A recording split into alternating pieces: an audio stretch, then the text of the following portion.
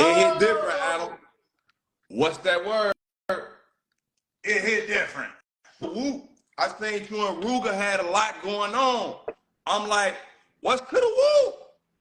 Wait, so you knew that Rooga had something going on before our recent interaction?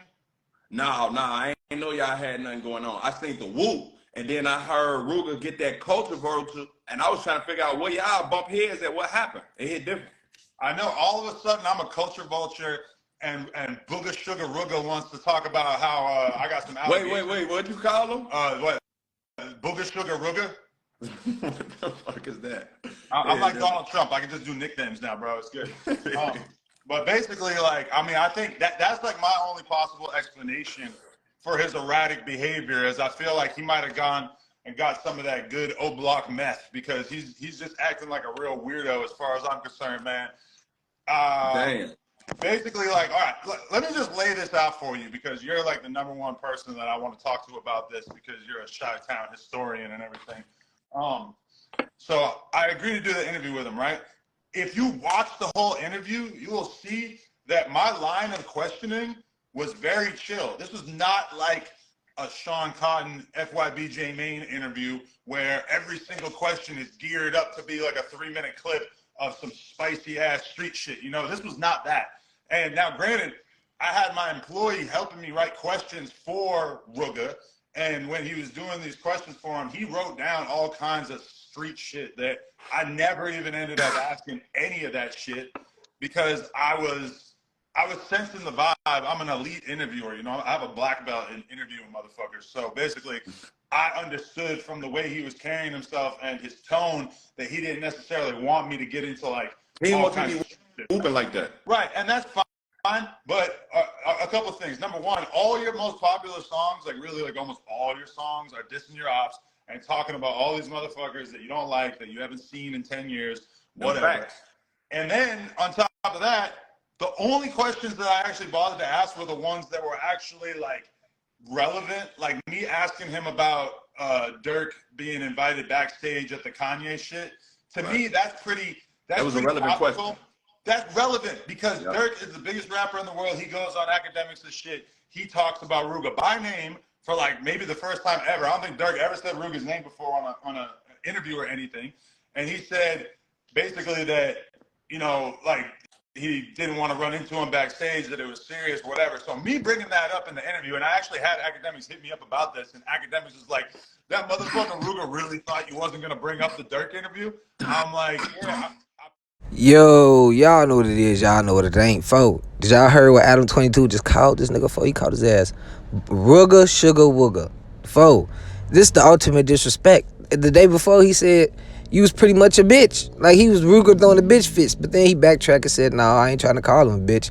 But now you kind of disrespected him on live. And it's getting to the point where it's looking like Adam ain't taking him serious. And, you know, to us, just like, you know, some people can laugh it off. Like, oh, man, you know, it's just Adam, you know, doing what he doing, and, you know, Rooga is still gonna gain clout.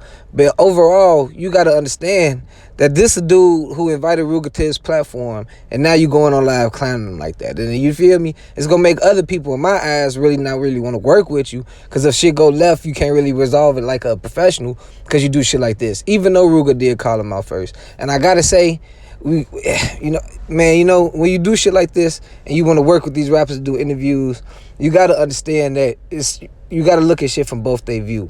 And Rooga coming from some shit like, honestly, like, if you really want to look at it, the things Rooga said about Adam being you know, I ain't even gonna say it, you know, touching little girls and having interactions like that, the world knew that already, so you still chose to work with him. You know what I'm saying? That's kind of against you. And then we got the Jmane situation where he was just on Adam's show, and he said Rooga got his first channel deleted.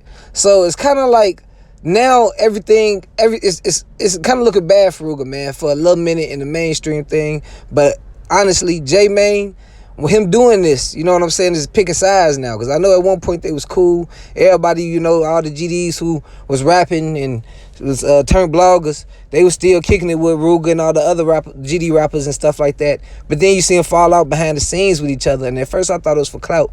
But the shit kind of getting serious. You know, the shit really getting honestly to a point where everything people say about like GD's blackballing, being blackballed is like now they turning on each other. Y'all gonna blackball each other because like which one of y'all? Because you know, as a looking right now, like Jmane might pop up and be the next star. He ain't gotta rap no more. You feel me? He gonna get a little show. He could probably be a no jumper host. I can see that happening now. The way Adam just rode his coattail with that, it hit different. He did that shit for you. Heard Adam? Go rewind and listen to him. Big things coming for Jmane, but I still feel bad for Rooga because when people winning, you want to just keep, you want to keep seeing them win. I ain't no hating ass nigga. And now, you know what they say. It's a lot of BD rappers who hasn't made it as big as Dirk and Keith. So don't get me wrong when I say this, but it's not a lot of GD rappers who even made it to the level that Doug made it to, as far as rapping. Rooga did that. He did that, but he went a different route without the dissing. And so now it's like, I already hear people telling me, like when people send me this video, people was like, yeah, Rooga never want to engage in beef. He always backing down for beef. It's, you see where it's going? Get in the comment section. Let me know what y'all think below. I'm gone.